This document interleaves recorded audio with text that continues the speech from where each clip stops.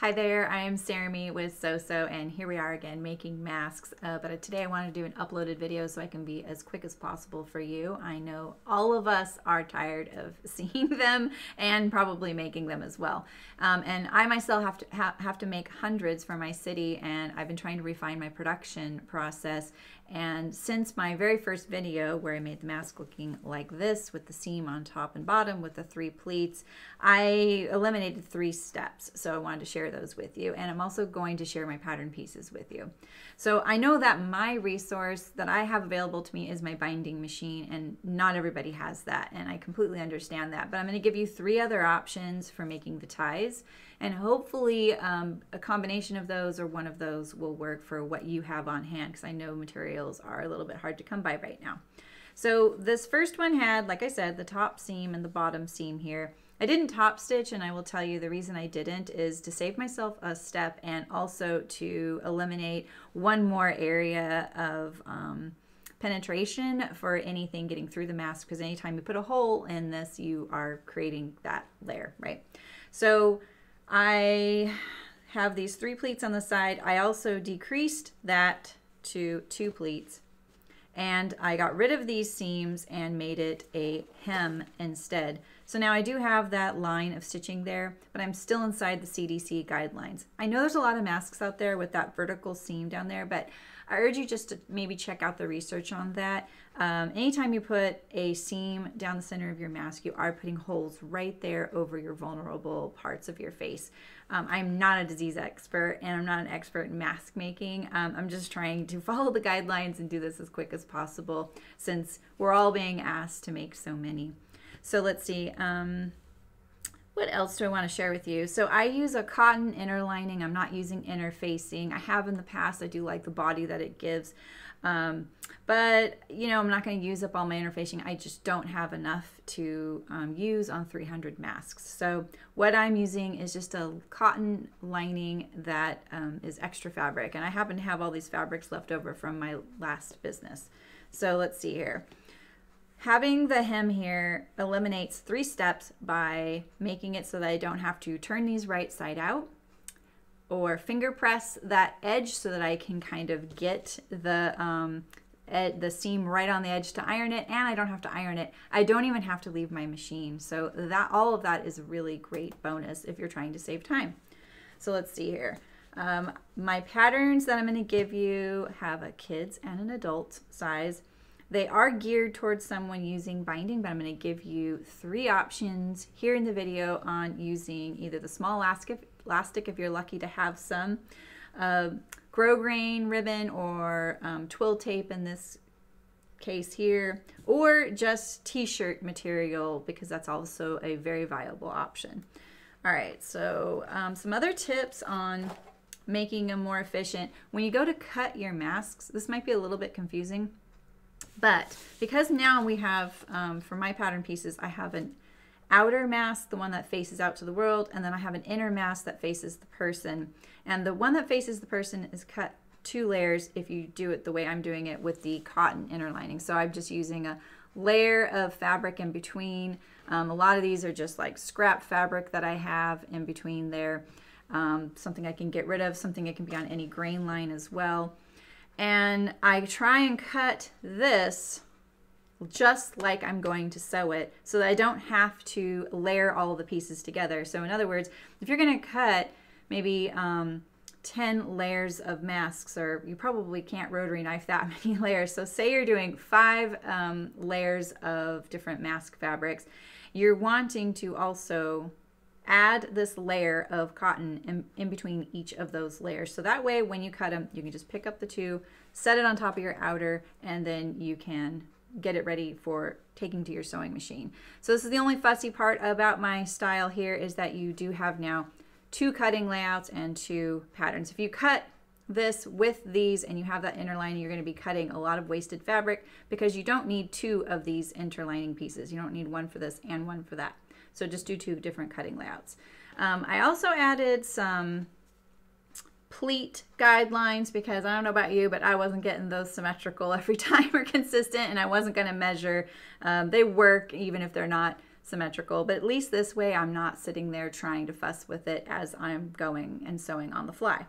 So the patterns I did for you are pretty quick and dirty. I traced my own patterns. I wrote a bunch of notes on here. The grain line's missing. Sorry about that. Just know that this is the top of the pattern. I marked it on there, and you can use your common sense for that. If there's notches, that's the sides. So this pattern is set up for you to use binding on the short sides, just like I have it here. If you would like to use any of these other methods, elastic or the ribbon or twill tape or the t-shirt material, you're going to add a hem allowance. And what I would do is just add 3/4 of an inch to the outer facing mask pattern right here. Now you won't, if you're going to be doing that, you don't need to notch your cut pieces, because once you hem it, those notches won't be visible to you. So don't waste your time notching it. You can just hold up a template at the sewing machine, and I'll show you how I'm going to do that as well. All right, if anything else comes to me, I'll let you know as fast as I can here. All right, so I'm going to sew a few with you. So I have a couple of the kids ones here, and I have my part that faces the person. I have the interlining here that no one's going to see. I used my precious bit of white just on these few because I didn't want it to show through. I mean, you know, I want it to be a little bit cute, right? And we're just going to use a roll hem. You don't need to pin, iron, or do any kind of clipping. I know you can do this. So I think, I'm trying to remember why I'm able to do this without pinning, and I think because I fold down from the center and I get it going from the center, this little hem, and I just kind of let the fabric do what it wants. You want to sew all the way up to that edge. You don't need to back tack if you don't want. And you're going to do the bottom as well. And like I said, this is one if you're using binding on the sides, or you're able to finish the sides another way.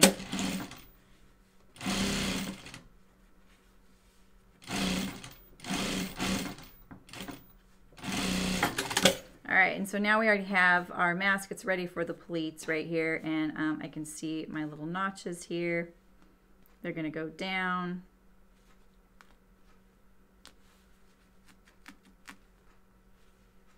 And try and keep this perpendicular right here, this edge straight, and your pleat perpendicular, and just start sewing, and then do your other pleat.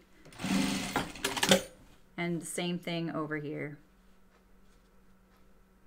I clip into my fabric so I can see my notch. You can see a little bit of my ink on this one kind of transferred.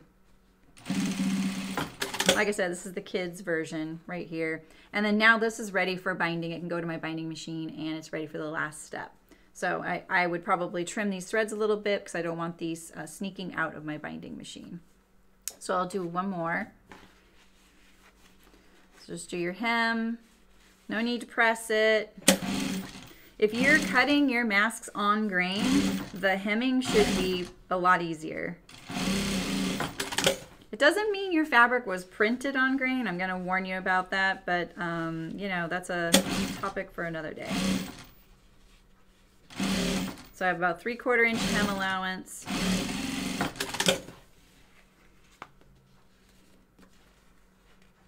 Sometimes it's a little harder to see those clips for those notches.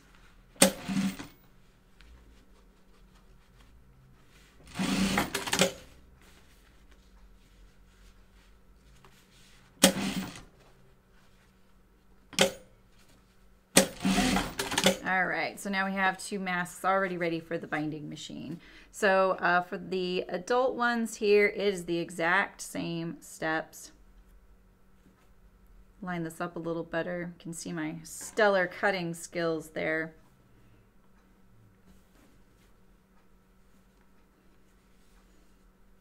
A little more room to maneuver with the adult size. Maybe you have a hemming attachment that would work for this for you. It just means if you're having to bounce back and forth between machines or attachments, like if you're having to uninstall and reinstall attachments, that may be a little bit cumbersome, and unless it's really easy. Some folks have binding attachments on their sergers. That's also an option. You might look into that. And hey, it's a great excuse to kind of explore something you probably weren't too thrilled to try until you're really needing to. Just having the notches makes this a lot faster. And like I said, I mean, even if they're not perfect and your pleats are a little bit different from side to side, I have to say I've already made over 100 of these, and I don't really notice that. I'm not a perfectionist in a lot of ways, and I am in other ways, but I don't think you have to worry about this. It's just something you just don't notice. You're not gonna show your sewing teacher and no one's going to judge you and you're probably never going to see the person that wears it anyway. All right, so this is ready for binding, and for my part I would actually trim this, clean this up a little bit because I have a little bit of my interlining sticking out there, but still I would have done this before. Always after the pleats I would have done this, so it doesn't add any more steps for me. All right, so now let's try one with the other options for doing ties. So I have my pattern here. I got my notch template basically ready to go. So this is the difference. So I've added that hem allowance on the side here. This one does still have the notches, but like I said, they're not necessary because you're not going to be able to see them once you hem this, so don't worry about it. So you can hem all the way around this edge. You're going to do your short sides first. Do your short sides.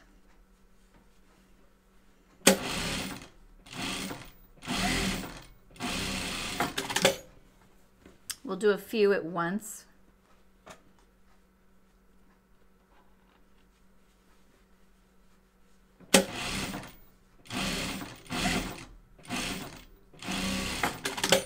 I actually like the way these masks feel with the hem on them. They feel a little bit flatter and sturdier. It gives it a little bit of structure that it didn't have before.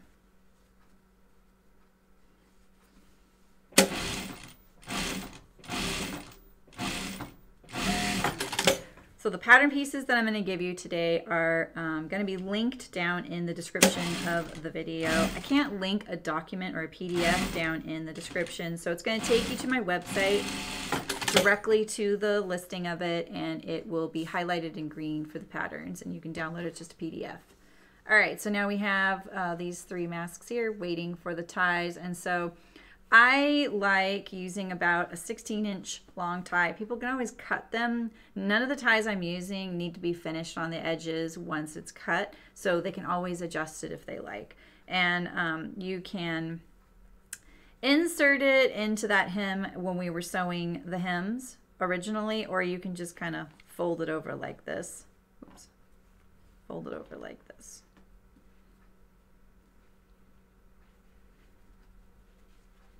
And then I like to hem this edge. I'm going to start from this side. I don't know why I just did that like I was left-handed.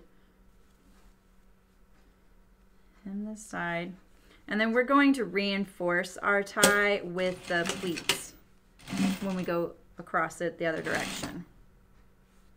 So get our other tie ready. I think it would be, if it were me doing this way, I would stick it into this hem as I'm going, and I would probably put it right here so that it folded over. Actually, that's not what I would do. I would put it right here, and then I would pull it back when I folded it over. I'll show you one. All right, so then we have this. We'll do this last one down here.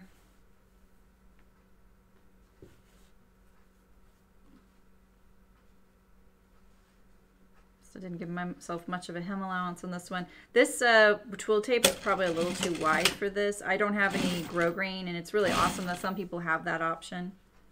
That is just not one of the resources I had on hand when this happened. My binding machine was even mothballed, so I just pulled it out, set it back up. But I love using that machine. It's really fun. And I happen to have leftover binding. All right, so now we have this. This just needs the pleats. Like I say, I'm not a perfectionist, but I don't like seeing threads, so I do clip those.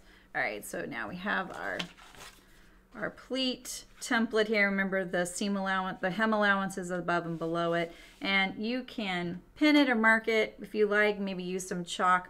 Personally, I'm gonna kind of eyeball it. That's just me. I am in a hurry. So I'm gonna start at the top and go right through you can either go right through your hem stitching or right along the edge, and you want to make sure you catch that tie one more time.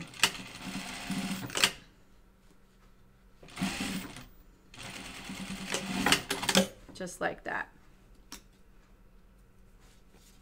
Trim your threads, and your tie is very secure. And no binding was used in the making of this mask, which I know a lot of people would appreciate. All right, and so for the t-shirt ties, let's see here. So when I cut these, I did it both cross grain and length grain. This right here is the cross grain, so I cut across the fabric.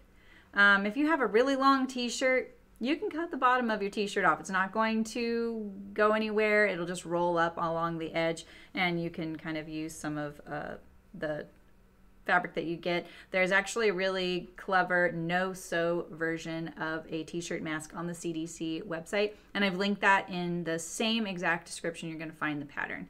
So see what happens when you pull on this, because it is very, very stretchy. It's going to roll up just like that, because this is a single knit, it's not a double knit. And it's the same on the lengthwise version. Here is one that was cut on the length grain. This happens to be a fabric that's 4-way stretch, so it stretches across and it stretches up and down. So it's the same thing. They're very secure. I did 1 inch, and I think you could do smaller. It gets really small once it's all rolled up and you've pulled it like that, and it will get pulled. All right, so same thing like this.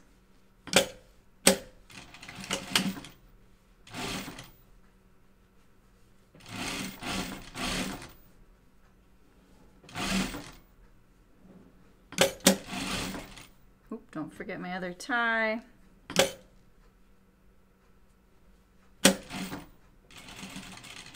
I'm going really fast today. I would probably do a little bit better job, but I definitely appreciate short videos myself, so that's why we're doing it really quick today. All right, same thing. We're going to do one more mask with the elastic, and I'll show you how I would probably do it by inserting it into the hem as I went. I feel like that would be a lot faster. Anytime I can get some of my fussier parts that are kind of sitting around in my workspace attached to the product and out of my way, it's always a little easier to deal with from then on out. I don't have to manage that stuff on my work surface any longer, and it just gives me a little bit more peace of mind that I've already taken care of the thing I don't want to forget to attach. This one's a little wider, a little wider than it needs to be. All right, and then we're going to still do the same pleating.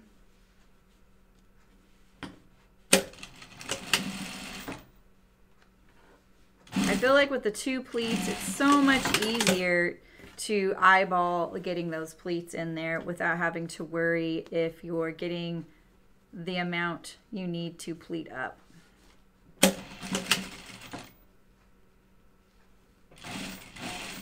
Just make sure you go through that tie again if you use this method, because you really do want to make sure that it's nice and secure. And it is. Stuff is very secure. All right, so last one. Let's sew one with the other way I'm mentioning. I'll just modify this one on the fly so I can show it to you. Cut about a 3/4 inch off the inside, so it looks like I have that hem allowance now. All right, so now I have my elastic here. If you're lucky to still have some of this stuff. So just stick this into... If you do it this way, you're going to probably want to add to the elastic length about 1 inch.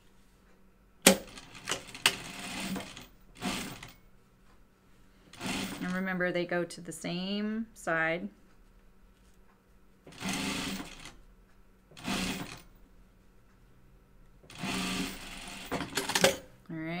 we'll do the other one.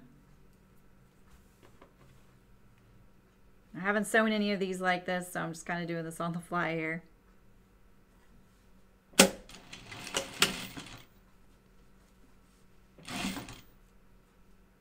Try and get my elastic going the same way, flat on each end.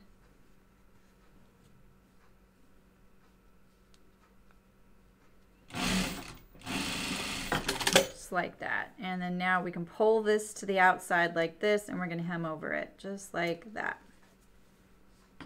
So I just pulled it to the out. Make sure you do that, otherwise it'll get caught in there.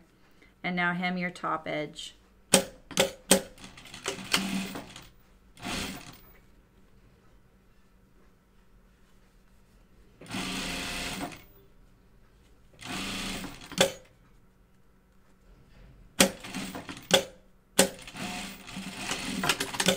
That, and we'll do our last one, pleat it up, and then it is done.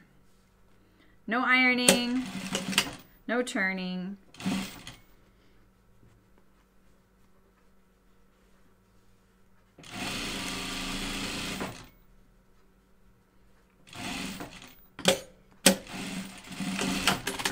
All right, do our pleats. Not as critical that you reinforce this elastic in the hem there if you sew it this way. So if you have trouble with thicknesses and your sewing machine, maybe this is a better method for you.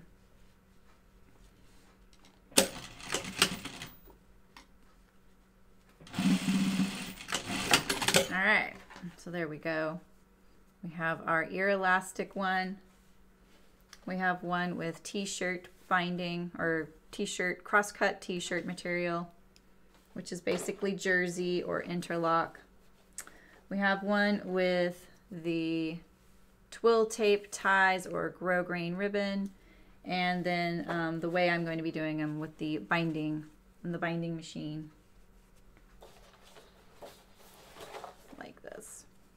And for this, I allow about the same thing, 14 to 16 inches for the tie, but then you need that as well. And that's the binding measurement that I supply on here, right here.